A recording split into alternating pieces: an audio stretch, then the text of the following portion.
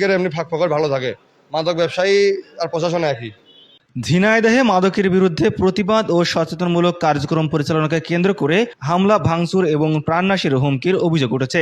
এই ঘটনায় আহত হয়েছেন অনলাইন প্ল্যাটফর্ম আজরা পাবলিকের ক্যামেরাম্যান মোহাম্মদ শাকিল। ভুক্তভোগীদের দাবি, মাদকের বিরুদ্ধে কথা বলায় তাদের উপর এই হামলা চালানো হয়েছে। স্থানীয় সূত্রে জানা যায়, মাদক বিরোধী কার্যক্রম এবং বিভিন্ন সামাজিক অসঙ্গতি নিয়ে প্রতিবেদন প্রকাশকে কেন্দ্র করে সম্রাট নামে এক যুবকের সঙ্গে বিরোধের সৃষ্টি হয়।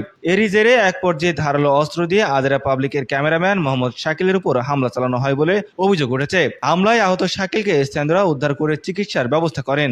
ঘটনার পর বিষয়টি নিয়ে কথা বলতে এবং পরিস্থিতি জানতে আজরা পাবলিকের কয়েকজন সদস্য অভিযুক্তের বাড়িতে গেলে সেখানে নতুন করে উত্তেজনার সৃষ্টি হয় বলে অভিযোগ পাওয়া গেছে। প্রত্যক্ষদর্শীদের ভাষ্যমতে এ সময় অভিযুক্তের পরিবারের পক্ষ থেকে হুমকিমূলক আচরণ করা হয় এবং উপস্থিত সদস্যদের ভয়ভীতি দেখানো হয়।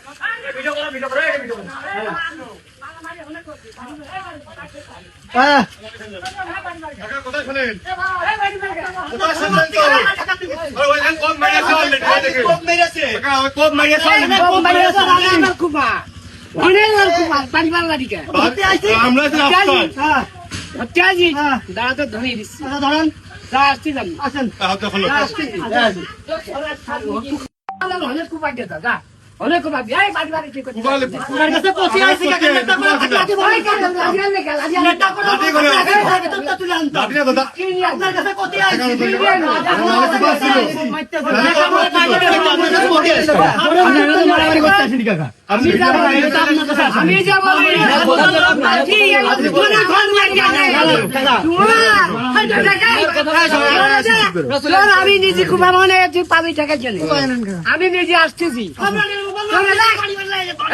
সম্রাটের মারবে যে অনেক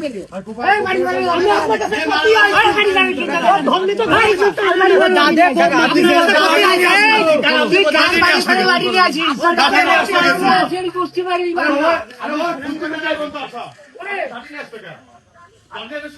শুধু হামলায় নয়, ঘটনার জের ধরে আজরা পাবলিকের ব্যবহৃত সরঞ্জাম, ক্যামেরা এবং অফিসে ভাঙচুর করা হয়। এছাড়া সংশ্লিষ্ট অফিস ও আশপাশের কয়েকটি দোকানপাটেও হামলা ও ভাঙচুরের ঘটনা ঘটেছে বলে দাবি করছেন ভুক্তভোগীরা। ভুক্তভোগীদের দাবি, শুধু বর্তমান হামলায় নয়, ভবিষ্যতেও তাদের মারধর ও ক্ষতির হুমকি দেওয়া হয়েছে। বিশেষ করে নির্দিষ্ট এলাকায় গেলে হামলার শিকার হতে হবে বলে তাদের ভয়ভীতি দেখানো হয়েছে বলে অভিযোগ করা হয়েছে।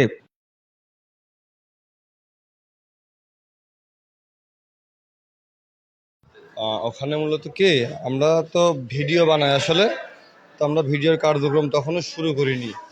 আমরা এক জায়গায় বসে আর কি সবাই কথাবার্তা বলছি যে একটু রোদ কমলে কোথায় কী করবো। আমাদের বালিয়াডাঙ্গা বাজার 15 নং কালীচরণপুর ইউনিয়নে প্রাইমারি স্কুলের সামনে আমরা। আর তখন হচ্ছে আমাদের কিছু শুভাকাঙ্ক্ষী ভাইয়েরা ওখানে আসলো, বেশ দুঃখিত মনে, ওই ভাইকে ডাক দাও একটু, ওই যে ওই ভাইয়েরা আসেন, ওই ভাইরা আসলো, বলে ভাইয়েরা আমরা ঈশ্বরদী থেকে এসেছি।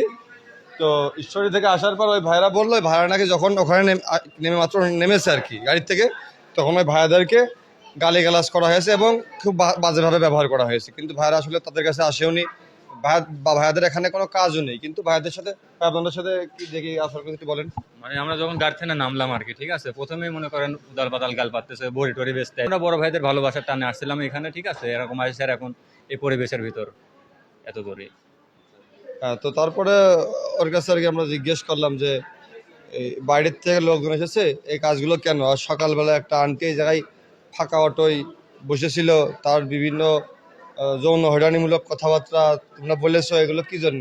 এলাকায় মানুষজন আসলে তো আমাদের ভালো, রাস্তাতে লোকজন যাতায়াত করতে পারবে না স্বাভাবিক নিয়মে, রাস্তা কোথায়, স্কুল কোথায়, বিভিন্ন বিষয়বস্তু কেন্দ্র করে এই যে মানুষকে বাজে বাজে ভাষায় গালাগালি দিয়ে। এখন গালাগালি তো অনেকে দেখা যাচ্ছে কিছু মনে করলো না, তবে কারো না কারো তো গায়ে লাগে। আমার যদি মা নিয়ে একটা গালাগালি দিয়ে আমার গায়ে লাগবে না?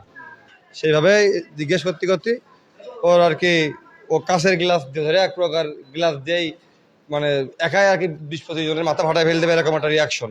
ওরা হাত ধরে থামাই টামাই দেওয়া হলো, তারপরে বাড়ি চলে গেল। তিনি ওই যে ওর ভিডিও ফুটেজ আছে, ভিডিওতে আপনি দেখলে ওর নাম হচ্ছে, ডাকনাম সম্রাট, আমরা এটুকু জানি, বালিয়াডাঙ্গা বাজারে। এবার একা বলতে সাথে ছিল লোকজন, তবে ওই ইয়েটা একাই করেছে। হ্যাঁ, বা অস্ত্র কারোর হাতে আর আমরা দেখিনি, যেটা অন্য কেউ করেনি, তার দোষ দিয়ে লাভ নেই। এবার তখন ওই যে আমাদেরও ক্যামেরা কিন্তু চালু ছিল, ভিডিওর ক্যামেরা। তো ক্যামেরা ঘুরালি ওই যে দাঁড়ানে আসছে ঘুরাতে ঘুরাতে, এগুলো কিন্তু ভিডিওর ভিতরে স্পষ্ট ফুটেজ আছে। এবং এমনকি আজ থেকে 2-3-4 মাস আগে আমাদের বাজারে আর একটা কুপাকুপি হয়েছিল, আর আমাকে সিসিটিভিতে ওইটা রেকর্ড আছে যে ওই কুপাকুপিটা ওই করেছিল, আর তারপরে আমাকে সিসিটিভিটা রাত্রিবেলা ওই ভেঙেছে। এই সবগুলো ডকুমেন্ট আছে, যদি লাগে নিতে পারেন। তো এই সমস্ত অভিযোগ টভিযোগ যদি প্রশাসনিক অভিযোগ করা হয় খুব একটা কাজে আসে না, হয়তো প্রশাসনিক প্রোটোকল থাকতে পারে, তা আপনাদেরকে বললাম সরাসরি। আর তারপরে আর কি ওই যে ওই ঝাঁকাতে আসছে, অস্ত্রটা ভিডিওর ভিতরে আছে, ওর হাতে ফোন। তা ওই আর কি জিজ্ঞেস করেছে সেই সময় আবার এই তো ঝাঁকাটি করে যাচ্ছিস, তুই ভালো হবি না? এই যাচ্ছে আচমকাটা কোপ দিয়ে, ও তো সামনে আর আমরা দোকানের ভিতরে, দিয়ে কোপ দিয়ে দৌড় পরে দাবড়িয়ে ধরা দেন, দাবড়িয়ে ধরা যায়নি। তো আর কি ও ধরার জন্য যখন ওর বাড়ির ভিতরে পর্যন্ত আমরা চলে গেছি, বাড়ির ভিতরে যাওয়ার পর ওর ও যে বাপ যারা আছে তারা উল্টো মানে ওই জায়গায় আমাকে ধরে ফিসতে পারলে তাকে ভালো হয়, কেন তাকে বাড়ি আসলাম এসে তাকে কৈফিয়ত দিতে হবে। মানে তারা এত বড় প্রাইম মিনিস্টারের উপরে, মানে তারেক রহমানের বাসার উপর চলে গেছি, তখন কৈফিয়ত দিতে হবে যে কেন বাসার উপরে আসলে, কার বাসা জানো, আজকের ভিতরে তোমাদের যেখানে যাবে সবকিছু ক্লোজ করে দেওয়া হবে। বিরাট হুমকি আমকি। ইভেন এখন যখন আমরা এই জায়গায় আসছি, এখন ফোন পেলাম যে অলরেডি আমাদের প্রতিষ্ঠান যেগুলো আছে অলরেডি ভাঙচুর চলছে সেখানে বাজারে, যেখানে যেখানে আমাদের ইভেন আমাদের সাথে যদি চলাফেরা করে তাদেরও দাবড়াদাবড়ি চলছে।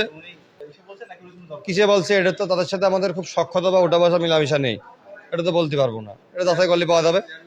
তো প্রশাসন কি জন্যে ছেড়ে দেয়? প্রশাসন নাকের ডগায় এলাকায় মাদক ব্যবসা করে মিনিমাম 2-5-7-10 বছর। হয়তো কেউ স্বীকার করে ভাই আপনাদের সাথে শুরুতেই এই কেন্দ্রিক কোথায় বলেছে না, আমরা বলে বড়ি বেচতে আসছিলাম নাকি, এরকম কথা বলছে। আমাদের বাসা ভাই সর্দিতে, জি জি, আজকে আসছে। মানে আমরা গাড়ি থেকে নামা মাত্র এগুলা বলা শুরু করছে আর কি, বুঝছেন? এরকমই। এবং এবং গত রাত্রিবেলাও আমাদের বাজার থেকে একটা চুরি করেছে এরা, কিন্তু এই সবগুলোই ধামাচাপা হয়ে যায়, সিস্টেমে ম্যানেজ হয়ে যায়। আর এদের ফ্যামিলি আর্নিং প্রচেষ্টা এরকম, একটা ঝামেলা বাঁধাবে, যেরকম আজকে ঝামেলা আমাদের সাথে হয়েছে, যে কোনো বিচার প্রক্রিয়ায় দোষী আমরা, তারপর আমাদের কি করতে হবে জানেন, আমাদের জরিমানা দিতে হবে। আর জরিমানার মাধ্যমে আজকে 1 লাখ 2 লাখ বাড়ির ছাদ, এভাবে তাদেরকে চলে না। আমরা করি না আর কি, আমরা করবো, লাভ হয় না কোনো কিছু, সত্যি কথা। মানে ফাঁক ফকর না, মাদক ব্যবসায়ীদের এমনি ফাঁক ফকর ভালো থাকে, মাদক ব্যবসায়ী আর প্রশাসন একই। স্থানীয় সচেতন মহল বলছে, মাদকবিরোধী সামাজিক আন্দোলন ও কর্মকাণ্ডে জড়িত ব্যক্তিদের উপর এ ধরনের হামলার অভিযোগ উদ্বেগজনক। মাদকের বিরুদ্ধে সোচ্চার হওয়ার কারণে হামলা ও ভাঙচুরের অভিযোগ ঘিরে এলাকায় দেখা দিয়েছে উদ্বেগ। ঘটনা নিরপেক্ষ তদন্ত এবং প্রকৃত দোষীদের বিরুদ্ধে ব্যবস্থা নেওয়ার দাবি জানিয়েছেন স্থানীয়রা। এইমাত্র ঘটনা ঘটেছে, আমি বাসায় ঘুমাইছিলাম, আমি ভাবলাম যে বাজারে মানে ভিডিও হচ্ছে, তা আমি ঘুম থেকে উঠে বাজারে আসছিলাম। আমি কি দিয়ে আগে পরে কি হয়েছে আমি কিছুই জানি না। আসছি বাজারের মধ্যে ঢোকবো, আর ওই সময় আমারে দাবড়াচ্ছে, আমি গাড়ি ঘুরে নিয়েই টান। একটা শ্যামলার কণ্ঠই শুনিলাম, সে সম্রাট। ওনার হাতে কিছু ছিল কিনা আমি দেখিনি, আমি আতঙ্কে গাড়ি ঘুরিয়েই টান। আমি এর আগা মাথা কিছুই জানি না যে মারামারি হয়েছে বাজারে বা কেউ মায়ের খেয়েছে, আমি কিছুই জানি না। আমি যে বাসায় যাওয়ার পরে, বাসায় যে আমি ফোন দিয়েছি আমার ছেলেপেলেদের কাছে, আমার টিম মেম্বারদের কাছে, যে ভিডিও হবে কিনা, বলছে মারামারি হচ্ছে বাজারে। এই তারপরে যে এখানে আসা, তাছাড়া আর কিছুই জানি না।